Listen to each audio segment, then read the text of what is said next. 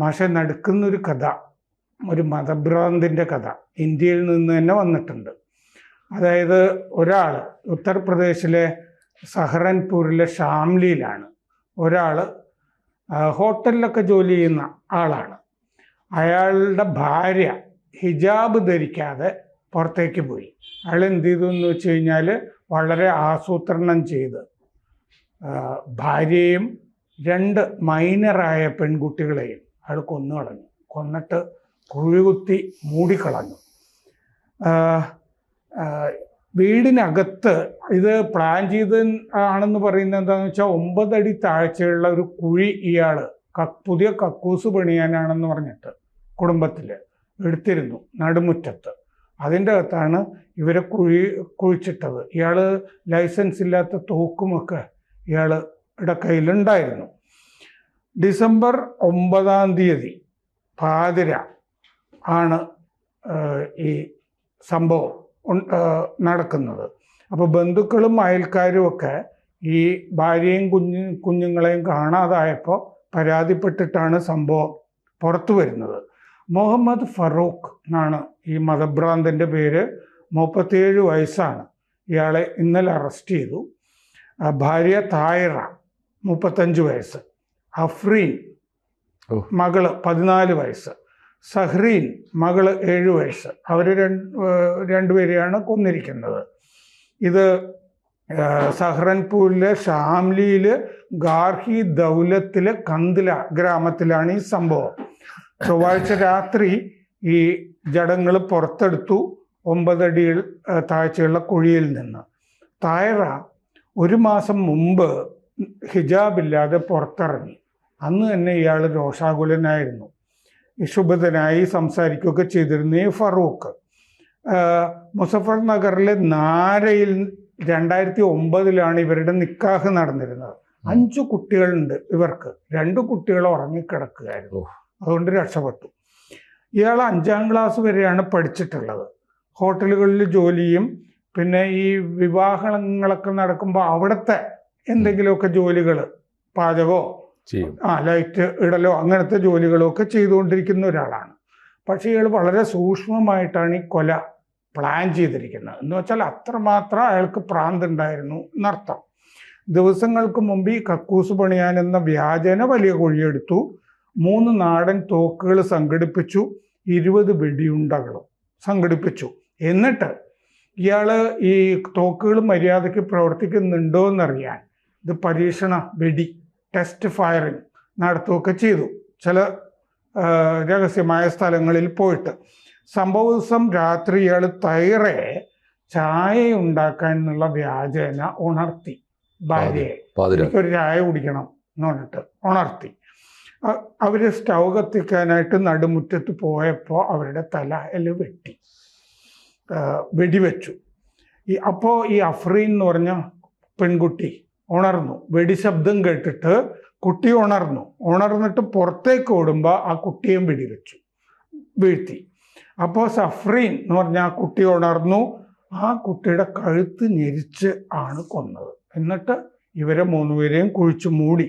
മറ്റു കുട്ടികൾ അസ്മീൻ 10 വയസ്സ്, ബിലാൽ 9 വയസ്സ്, അർഷദ് 5 വയസ്സ് ഉറങ്ങിക്കിടക്കുകയായിരുന്നു ആ 3 കുട്ടികളും.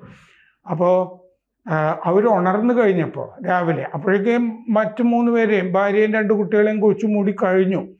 ഈ 3 കുട്ടികൾ ഉണർന്നപ്പോൾ ഇയാൾ പറഞ്ഞു ഉമ്മയും 2 സഹോദരങ്ങളും പുതിയൊരു വാടക വീട് എടുത്തിട്ടുണ്ട്, അങ്ങോട്ട് പോയിരിക്കുകയാണ് എന്ന് പറഞ്ഞു.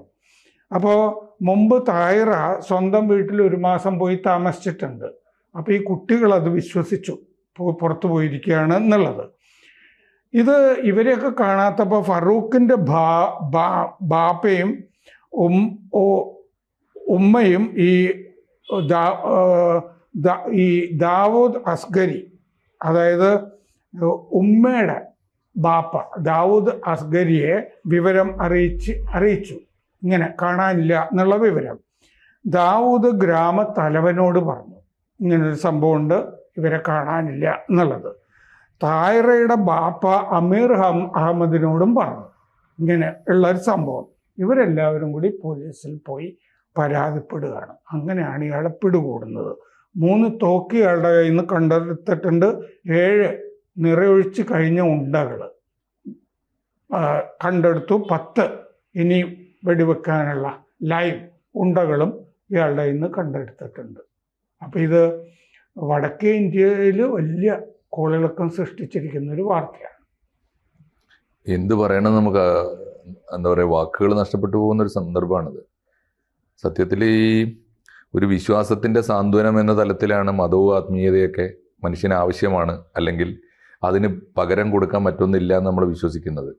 എന്നാൽ ഇത് അക്ഷരാർത്ഥത്തിൽ ഒരു ഭ്രാന്തിൻ്റെ രോഗാവസ്ഥയിലേക്ക് ആണ് ഒരു മനുഷ്യനെ മതം എത്തിക്കുന്നതെങ്കിൽ ഇതിനെ എങ്ങനെയാണ് നേരിടേണ്ടത് എന്ന് പറഞ്ഞാൽ മതം തന്നെ ആവശ്യമുണ്ടോ എന്നുപോലും, ഇത്തരം മതങ്ങൾ എന്തിനാണ് ഭൂമിയിൽ?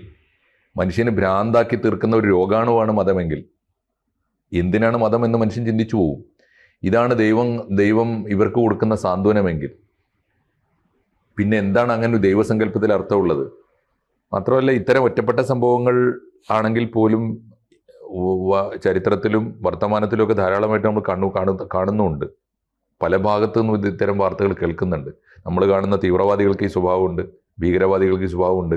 നമ്മൾ കാണുന്ന IS ചോദ്യം ചെയ്യുമ്പോൾ ഇയാള് കുറ്റസമ്മതം നടത്തി, ഇതാണ് വിഷയം എന്ന് പറഞ്ഞു. അയാള് പടച്ചവനോട് പറഞ്ഞാൽ മതിയല്ലോ, അവളെ തട്ടം ഒന്ന് ഇത്തിരി നീങ്ങിപ്പോയതിനാണ് ഞാൻ അവളെ വെടിവെച്ച് കൊന്നത്, വെട്ടിക്കൊന്നത്, അത് കണ്ടുവന്ന മക്കളെ കൊന്ന് കുഴിച്ചു മൂടിയത് എന്നൊക്കെ പറഞ്ഞാൽ കേൾക്കുമായിരിക്കും. അങ്ങനെ ഒരു പടച്ചോനെ കുറിച്ച് അയാൾക്ക് സ്വർഗം കിട്ടുമായിരിക്കും. അങ്ങനെ ഒരു പടച്ചോന് ഇങ്ങനെ ഇത്രയും ക്രൂരത കാണിക്കുന്ന ഒരു മഹാരോഗിക്ക്, ഒരു കൊടിയ ഭ്രാന്തന് കൊടുക്കാനുള്ള സ്വർഗം ഒരുക്കി വെച്ച ഒരാളാണ് ദൈവമെങ്കിൽ ആ ദൈവത്തെ, അങ്ങനെ ഒരു ദൈവത്തിൻ്റെ നീതിബോധത്തെക്കുറിച്ചൊക്കെയുള്ള ആളുകൾ സംശയിക്കുന്നതിൽ എന്താ അർത്ഥമുള്ളത് ആലോചിച്ചു. മതത്തിനെതിരായി ഇപ്പോൾ മുസ്ലിംസ് എന്ന് പറയുന്ന ഒരു വലിയ വിഭാഗം ഉണ്ടായി വന്നിട്ടുണ്ട്. ഇസ്ലാം മതം, യെസ്, ഞാൻ ഇസ്ലാമിൽ പിറന്ന ഒരാളാണ്, ഇസ്ലാം ആചരിച്ചിരുന്ന ഒരാളാണ്, ഞാനത് ഉപേക്ഷിക്കുന്നു എന്ന് വിളിച്ചു പറഞ്ഞിട്ട് പുറത്തിറങ്ങി പോകുന്നൊരു വലിയൊരു കൂട്ടം രൂപീകരിച്ചിട്ടുണ്ട് കേരളത്തിൽ. എനിക്ക് തോന്നുന്നു ഏറ്റവും കൂടുതൽ അവർ ശക്തിപ്പെട്ടിട്ടുണ്ട്. അപ്പോൾ അതൊക്കെ ഉണ്ടായിത്തീരുന്നതിൻ്റെ, അവരോട് വേണമെങ്കിൽ നമുക്ക് സംവദിക്കാം. എന്നാൽ അവരൊക്കെ ഉണ്ടായി വരുന്നൊരു സാഹചര്യവും അവരെയൊക്കെ സൃഷ്ടിക്കുന്ന ഒരു സാമൂഹിക സാഹചര്യവും ഉണ്ടല്ലോ, അതൊരു പ്രധാനപ്പെട്ട കാര്യമാണ്. എനിക്ക് തോന്നുന്നു ഇതിനെതിരെ ഇപ്പോൾ ഇത്തരം ചെയ്തികൾ ആദ്യം ചോദിക്കേണ്ട ഒരു ചോദ്യം ഇതാണ്: ഏത് കാര്യത്തിനാണ്? വസ്ത്രധാരണം എന്നൊക്കെ പറയുന്നത് എനിക്ക് തോന്നുന്നു ഇപ്പോൾ ഖുർആനിലൊക്കെ എവിടെയെങ്കിലും വസ്ത്രധാരണത്തെക്കുറിച്ച് പറയുന്നുണ്ടെങ്കിൽ മോഡസ്റ്റ് ഡ്രസ്സിങ് മാത്രമാണ്, മാന്യമായ വസ്ത്രധാരണം. അങ്ങനെ ആവുമ്പോൾ തന്നെ ഒരു കാര്യമുണ്ട്, ഈ വസ്ത്രധാരണത്തിലെ മാന്യത ദേശാനുദേശം മാറുന്നതാണ്. കേരളത്തിൻ്റെ മാന്യത അല്ലല്ലോ യൂറോപ്പിൻ്റെ മാന്യത. അപ്പോൾ അങ്ങനെ വരുമ്പോൾ ഒരു ദേശത്തിൻ്റെതാണ് സംസ്കാരം. ഏത് സംസ്കാരവും അങ്ങനെയാണല്ലോ. നമ്മുടെ താളമല്ലല്ലോ യൂറോപ്പിൻ്റെ താളം, അതുപോലെയാണ്. അപ്പോൾ നമ്മുടെ ഭക്ഷണമല്ല യൂറോപ്പിൻ്റെ ഭക്ഷണം. അപ്പോൾ ഈ കാര്യത്തിൽ സംസ്കാരം ഉണ്ടാക്കേണ്ടത് യഥാർത്ഥത്തിൽ മതങ്ങളല്ല, ദേശങ്ങളാണ്. അതുകൊണ്ടാണ് സംസ്കാരത്തിൻ്റെ അടിസ്ഥാനത്തിലാണ് ദേശം ഉണ്ടാകേണ്ടത്, മതത്തിൻ്റെ അടിസ്ഥാനത്തിലല്ല. മതത്തിൻ്റെ അടിസ്ഥാനത്തിൽ ദേശം ഉണ്ടാക്കിയാൽ മതം ഉണ്ടാവില്ല, ദേശം ഉണ്ടാവില്ല നമ്മൾ പറയുന്നതുകൊണ്ടാണ്. അത് പാകിസ്ഥാനും ബംഗ്ലാദേശും പ്രൂവ് ചെയ്ത് കഴിഞ്ഞതാണ്. അപ്പം ഞാൻ ഈ സമയത്തൊന്ന് ആലോചിച്ച് നോക്കേണ്ടതാണ്. മതം യഥാർത്ഥത്തിൽ മതസംഘടനകൾ, പ്രത്യേകിച്ച് ലോകത്തിലെങ്ങുമുള്ള ഇസ്ലാമിസ്റ്റുകൾ ആലോചിക്കേണ്ടതാണ്. എന്താണ് ഈ മതം മനുഷ്യനെ ഭ്രാന്തനാക്കുന്നത്? എങ്ങനെയാണ് മനുഷ്യന് ഭ്രാന്ത് എന്ന മഹാരോഗം സമ്മാനിക്കാനാണെങ്കിൽ എന്തിനാണ് മതം? അതാണ് ഈ അള്ളാഹുവിൻ്റെ പേരിൽ ഇവർ പ്രചരിപ്പിക്കുന്ന ഈ പ്രബോധന പ്രവർത്തനങ്ങളുടെ അന്തിമ ഫലമെങ്കിൽ. കെട്ടി ജലീൽ ചോദിച്ചില്ലേ, ഈ വലിയ മയക്കുമരുന്ന് കടത്തുകാരായി ഒരു സമൂഹത്തെ മാറ്റുന്നുവെങ്കിൽ നമ്മൾ പഠിപ്പിക്കുന്ന മതവിദ്യാഭ്യാസത്തിന് എന്താണ് അർത്ഥമുള്ളത്? ആ ഭാര്യയ്ക്കും 2 ചെറിയ കുട്ടികൾക്കും ജീവിക്കാൻ അവകാശമില്ല. ഇനി മാത്രമല്ല സർ, ആ 2 കുട്ടികളെ എൻ്റെ കൺസേൺ, ഒരു അധ്യാപകനായിരുന്ന എൻ്റെ കൺസേൺ, ഇനി ആ അവശേഷിക്കുന്ന 3 കുട്ടികളുണ്ടല്ലോ, അവരുടെ ട്രോമ, അവരെ ക്ലാസ് റൂമിലിരുത്തി പഠിപ്പിക്കേണ്ടി വരുന്ന ഒരു മാനസികാവസ്ഥ. അവർ ഭൂമിയിൽ ഈ ആകാശം നോക്കി നിലവിളി, അവർക്ക് അനാഥത്വം വിധിച്ചു. അവരേത് ദൈവത്തോടാണ് ആവലാതി പറയേണ്ടത്? ആർക്കെതിരായിട്ടാണ് അവർ പ്രാർത്ഥിക്കേണ്ടത്? ഇങ്ങനെ സങ്കീർണമായ അനവധി ചോദ്യങ്ങൾ ഉണ്ടാക്കുന്നുണ്ട് ഈ വാർത്ത. ഇത് അവസാനിപ്പിക്കുമ്പോൾ എനിക്ക് മനസ്സിൽ തോന്നുന്ന ഒരു കാര്യം പറയാം. ഞാൻ 3 ദിവസം മുമ്പ് ഫെമിനിച്ചി ഫാത്തിമ എന്ന് പറഞ്ഞ സിനിമ കണ്ടു. അവർക്ക് നല്ല നടിക്കുള്ള സമ്മാനം കിട്ടി. പക്ഷെ അവരുടെ ഭർത്താവായിട്ട് അഭിനയിച്ചിരിക്കുന്ന ആ ഉസ്താദ് ആയിട്ട് അഭിനയിച്ചിരിക്കുന്ന ആളും വളരെ നന്നായിട്ടുണ്ട്. ഈ ഫെമിനിച്ചി ഫാത്തിമ എന്ന് പറഞ്ഞ സിനിമ മൊഴിമാറ്റം നടത്തി വടക്കേ ഇന്ത്യയിലെ ഗ്രാമാന്തരങ്ങളിൽ പ്രദർശിപ്പിച്ചാൽ നന്നായിരിക്കും. തീർച്ചയായിട്ടും അതെങ്കിലും നിർദ്ദേശിക്കാം. വേറെ പരിഹാരമൊന്നും നമ്മുടെ മുമ്പിലില്ല. കൂടുതൽ വാർത്തകളും വിശേഷങ്ങളും നിങ്ങളിലേക്ക് എത്താൻ ABC മലയാളം സബ്സ്ക്രൈബ് ചെയ്യുക, ബെൽബട്ടനും അമർത്തുക.